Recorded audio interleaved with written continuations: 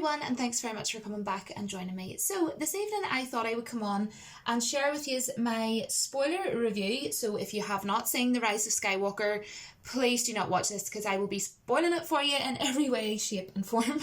So yeah, this is my spoiler review and pretty much wanted to come on and have a very big in-depth chat about my honest thoughts on what I thought on the movie The Rise of Skywalker. Went and seen it in the cinema, and straight off the bat I just want to say I did think it was good, but that's pretty much all I thought it was. I didn't think it was amazing or anything. It was quite simply put, just good. And what I will say is as well is it was a better film than The Last Jedi. There's no doubt about that. So rather than me, just briefly guys, just sort of come on here and talk about stuff that I didn't like and just sort of complain or, whatever, I would rather come on and pretty much explain things and why I felt I did with certain parts of the movie that just weren't, and why basically I thought the movie was simply just a good movie. So, as I say, to be honest, it was good, but it wasn't terrible. It definitely wasn't a terrible movie, and that is just my complete blunt, honest opinion. But I really want to quickly say, I cannot go on without saying this because I want to make sure I say it before I go on with everything else, is that what really bothered me was it's sort of like a blink and you'd miss it type moment of wokeness. At the very end of the film, there was two girls kissing in the background, and it was a very split sort of second. And to me, that's just disappointing because, it's nothing to do with Star Wars. It literally added nothing to anything. Added nothing to the scene, added nothing to the ending. So what my question would be to Disney is that's to do with Star Wars because why exactly? So we're going to go on to the opening. We're going to talk about how the movie opened. Okay, so the movie opened with Kylo Ren, who is played by Adam Driver, and I want to say he was my favourite character in this. I thought his character was absolutely fantastic. I thought he was great. He really did play a brilliant role in this film. You had him finding the Sith Wayfinder to get to Exegol, and I honestly felt the whole opening scene was very sort of very arty and very well done visually. Cinematography was fantastic. And you know what? That scene at the opening, I really noticed that I was able to just sit back and really absorb that whole opening scene, what everything was going on, visuals and everything, as I say. So fantastic opening as well. I really did like that a lot. And as well, seeing him, slaying away and everything, you're like, okay, cool, great, come on, Kylo Ren and everything. Like, wow, it's starting off really good. And if I am honest, it did get my hopes built up quite a bit, and I was feeling really positive. Now, yes, Palpatine, I will say, yes, I felt Palpatine being in this film was silly pretty much from the get-go. Of course, he's basically been pulling the strings all this time behind the scenes, right? But let's face it, you have to understand as well that J.J. Abrams was handed an absolute mess, right? And I mean, he had to do something, he had to do some sort of a story, Now, one thing I did notice was there seemed to me, anyhow, to be quite a bit of admittance in this movie to pretty much the muck-ups of Disney's The Last Jedi film, which I will actually get to a wee bit later on in this. But another thing, there was a lot of sort of, I did notice it was very fan-servicey, this movie. There was a lot of fan service in this film, but I didn't actually really mind that because, you could tell he was trying. And at times I did really feel very, that it was very Star Wars-y, and I felt like I was watching a Star Wars film. But then sometimes it didn't, if that makes sense. It just wasn't quite doing it for me. But I mean, if you think even to the likes of The Force Awakens, J.J. Abrams made, me have original trilogy vibes when I was watching that film. Now, okay, we all know this, it's nothing new. It was like a rehash of New Hope. Yes, it was. Of course it was. But was it still a good movie? Did most of us care? No, it was still a good movie. Now, I will say, my favourite character is Han Solo. Didn't like him killing Han Solo. But overall, was it a good movie? Yes. Did it feel like a Star Wars movie? Yes. I do like his sort of style I do like J.J. Abrams' sort of style on movies as well. So J.J. Abrams, I'd have actually preferred, in my opinion, to have done episode 7, 8 and 9.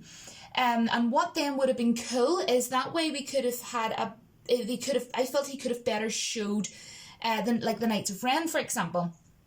I mean, in this movie, Rise of Skywalker, the Knights of Ren even walked past stormtroopers and they go, cool. And that's what I was sort of saying earlier, that it would get on to about like some sort of like admittance that I could see throughout this movie.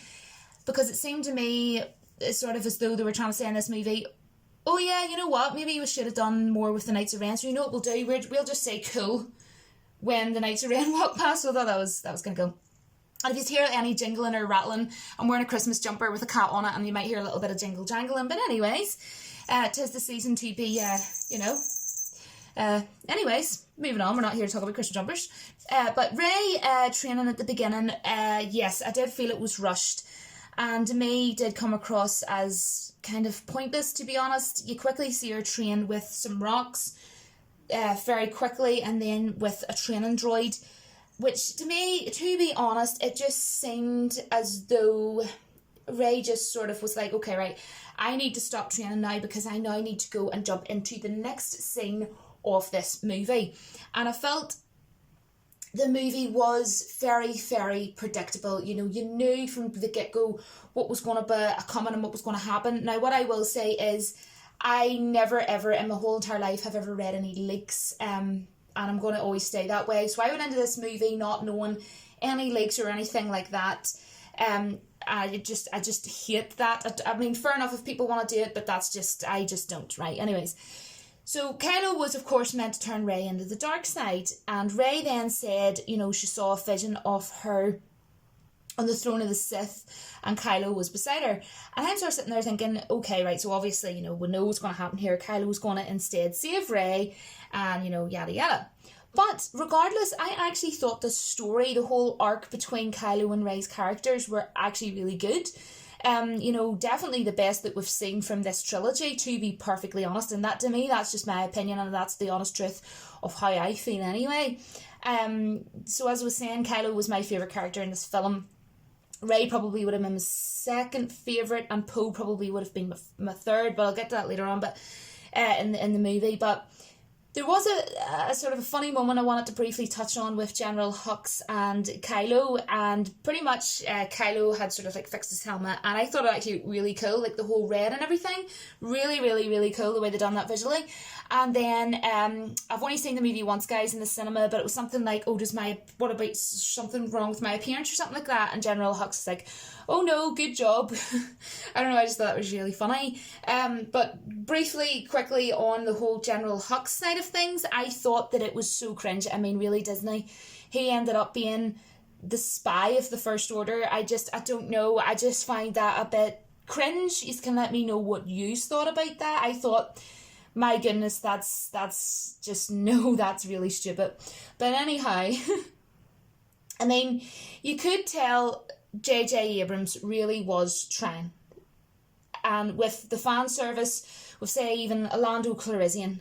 But for me, his character fell flat for me. I was really looking forward to going and seeing Billy D. Williams in this freaking well movie. But he was totally wasted. At first I was like, okay, yay, look at him. Come on, Lando, you're on the friggin' Millennium Falcon. This is awesome, right? And as a Star Wars fan, you're sitting watching that and I'm going, friggin' Billy D. Williams. You know what I mean? But like, we're seeing that part in the trailer, and he was barely in the film for more than about 3 or 4 minutes. He's hardly in the film. Like, what's that all about? So I couldn't even get to even enjoy his character had I even wanted to, and it didn't do nothing for me. Sadly, I have to say, so much so. And Princess Leia, for me, I love Princess Leia, right? But she felt out of place again, which is unfortunate. Daisy Ridley was even explaining, I was watching a TV show the other night, it was the Graham Norton show, and, you know, she was sort of saying, like, a lot of her parts were shot during The Force Awakens, and for me, knowing Carrie Fisher's no longer here, it made it all the more upsetting rather than nostalgic, which is, I think, what they were going for.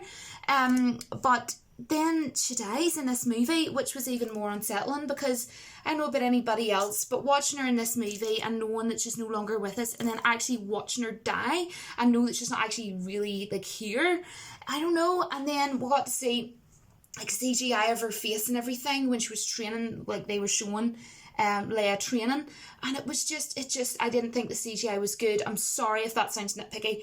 It did not sit with me. It was weird, and not in a good way. And I mean, having Chewie, God love him, an original trilogy character along with Princess Leia, like the way he was sort of mourning over her and crying over her death, that was a really sad moment. But to me, it almost kind of felt weirdly like it was like Chewie going, like, Disney, why? Like, what are you doing? What are you doing? Like, stop this, you know? And it was, I don't know, my heart, like, it wasn't a nice, like, I don't know. But anyway, something that I really felt JJ got right, that he hit right with this movie, was the character Kylo Ren. 100%, that's my opinion. And considering the mess, I went into this movie, you have to remember, considering the mess Rian Johnson left him with. You know, if you think about it, you know, that he did The Force Awakens, and then there was his poop in the middle, and then he had to come along and do this. And, I mean, I liked how, very much so, how he became Ben again. And Rey said, I can't remember exactly what she said, but something like, "You're wrong, I wanted to take your hand, but Ben's hand." And I love that line by Rey. I think Daisy Ridley's actually a fantastic actress in this movie. I've always thought she was a great actress, but the two of them, absolutely fantastic acting as well throughout this whole film. I mean, they are pretty much the two lead characters. She's the lead and he's pretty much the second up. You know, it's based on them two basically, mainly. And Han Solo appearing, I have to talk about that. He's my favourite character in Star Wars, obsessed with him. I was so happy because I had literally no idea that he was going to be in this movie. And I loved the line where, you know, he was like, "But look, my mum's gone," and everything. You know, Kylo Ren was like, "But my mum's gone," and he was like, "Yeah, your mother may be gone, but what you fought for, you know, isn't." Can't remember the exact line, like, but you know what I mean. So I love that whole entire scene massively with Kylo and his father, and then he threw his lightsaber away. Kylo threw away his lightsaber, and I love that whole entire scene. And I even whispered, "Oh, God, love him," as if like, there's my freaking well Han Solo. And you know what? J.J. Abrams maybe has listened to the fans and has been like, you know, people didn't like that I killed Han Solo, so you know what? At the very least, I'm going to do in this film, for some of the big fans of Han Solo, is I could at least bring him back to speak to Ben. You know what? If that was your idea, you know, fair play to you for actually saying to yourself, "I must have messed up, so I'll try and, you know, at least bring that in for the fans." And if it wasn't you that done it, hats off to whoever's idea it was. But like, Kylo Ren threw away his lightsaber, right? But, which may I add, if you think about it, like, at least that actually made sense, him throwing away his lightsaber. It had a reason. You seen the reason why he did it. There was the reasoning and story behind it, so you got it. 100% you got it. And I loved when he threw away his lightsaber. And unlike Rian Johnson, you know, he had freaking well Luke Skywalker throw his lightsaber away in The Last Jedi. I mean, one of the most optimistic freaking well characters in the galaxy, and you're just sitting in the cinema and you're coming out and you're scratching your head and you're going, what did I just watch? The Last Jedi? Like, Luke Skywalker thrown away, like, what? So, you know, I absolutely thought that was very, very well done. But also brings me actually to the character Luke. He was absolutely pointless in this film.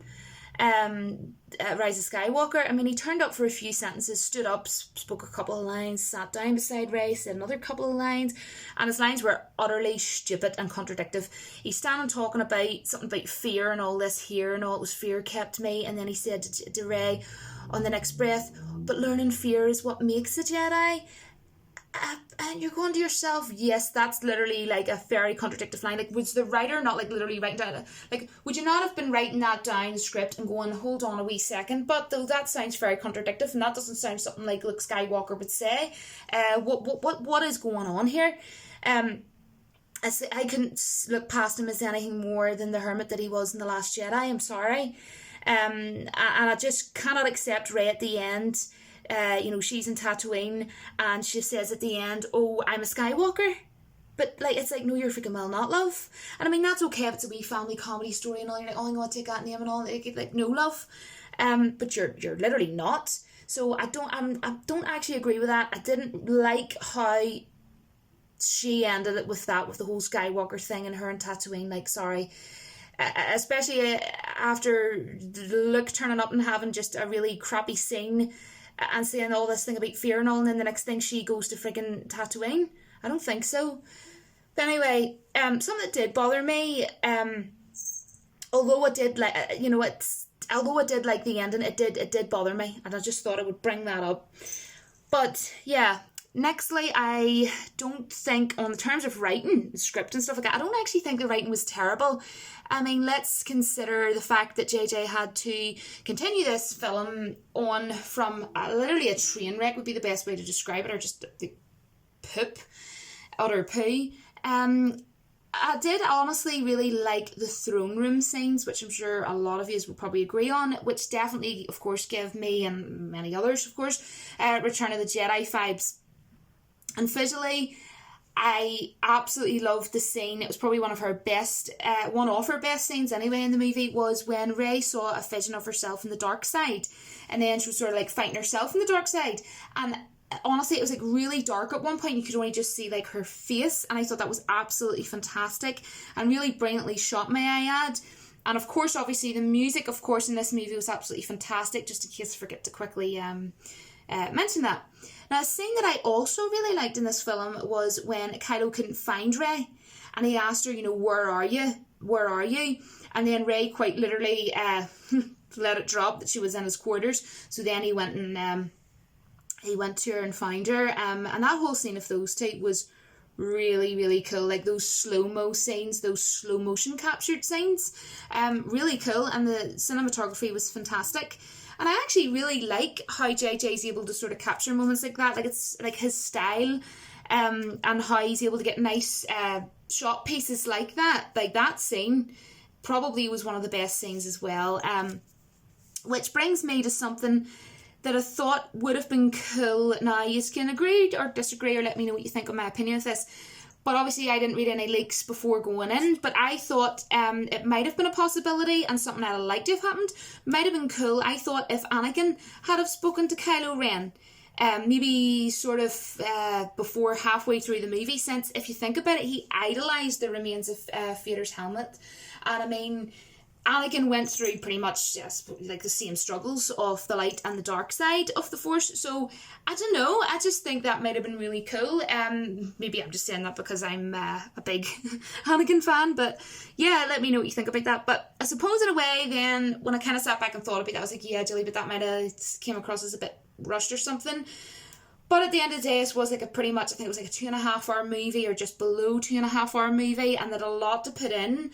I get that, and I understand that, but at the same time, there was a lot to take in. But even at that, my idea, what I'm saying here about Anakin, I don't think it would have been that bad. I think it would have fitted in okay, because the movie was rushed in general, so I don't think, it would have been too bad considering. But still keep in the whole Han Solo, of course, because I love that scene. As I say, they could have had, Anakin coming and speaking to Kylo at first, and then maybe a while after that, maybe 20 minute more, 30 minute more onto the movie, you could have had Han Solo just like he did. And then, Kylo would have been like, okay, I've had, Anakin has spoke to me, my dad has, and of course Rey just before that, before he sort of redeems himself and he becomes Ben again, basically.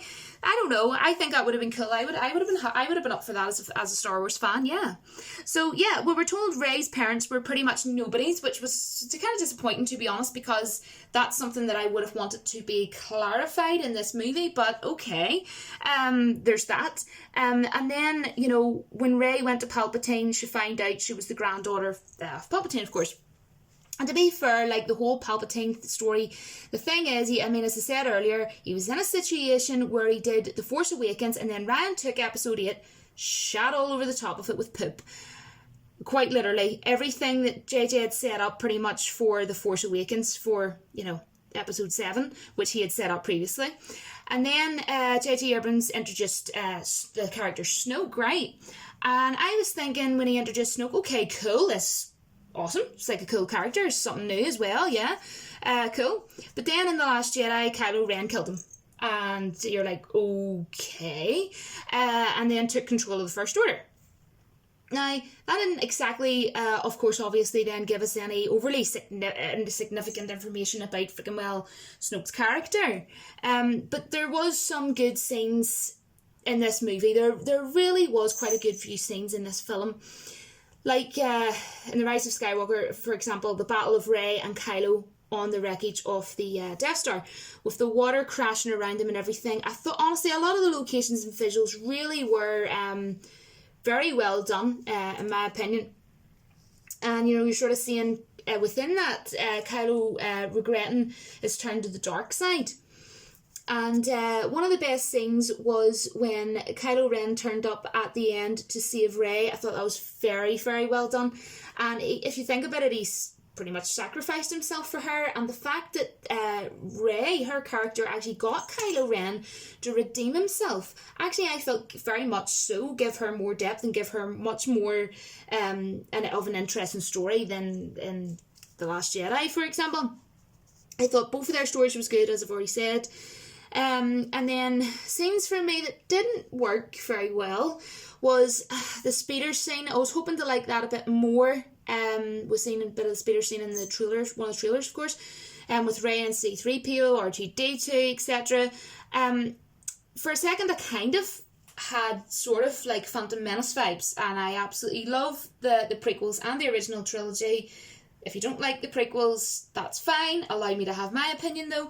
But maybe that's what they were initially going for, like a Phantom Menace-y kind of thing, because we're kind of trying to throw in like little wee bits from like other films and stuff, and you're kind of like, yeah, I kind of appreciate that, but sometimes it's a hit and miss kind of thing. But yeah, that's probably what they were initially going for, but it just didn't excite me, that scene, or really do much for me as a fan. And then of course we had horses, what on earth really, which of course was ridiculous.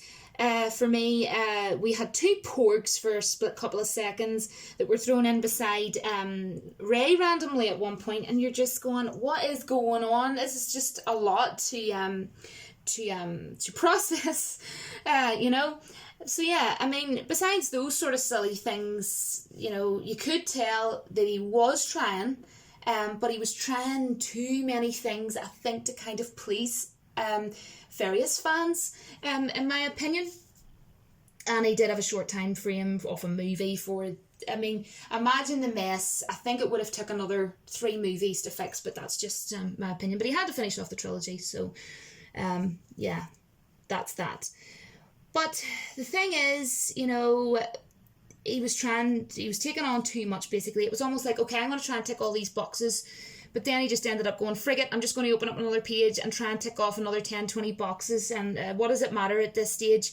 This movie's not going to be anything that fans are going to go, oh, that was spectacular. That's just kind of my thought on maybe how he was processing, but I don't know the dude. But I think he tried his best. That's what I got out of it. And he did a pretty good shot, mind you. He did a good movie. He did a good attempt. So well done, dude, on that. Wasn't a bad movie. I was just hoping to go in and go, look, just at least let it be friggin' well good to end this trilogy off. But just wasn't amazing. Sorry, J.J. Abrams was not amazing. And I know that's not wholly your fault. Let's face it. You had to work with what you had to work with. But to me, you can't beat the original trilogies anyway and the prequels. The issue is with Disney, the Mouse House. They're clueless. And their passion for Star Wars is quite literally, we'll want a quick paycheck.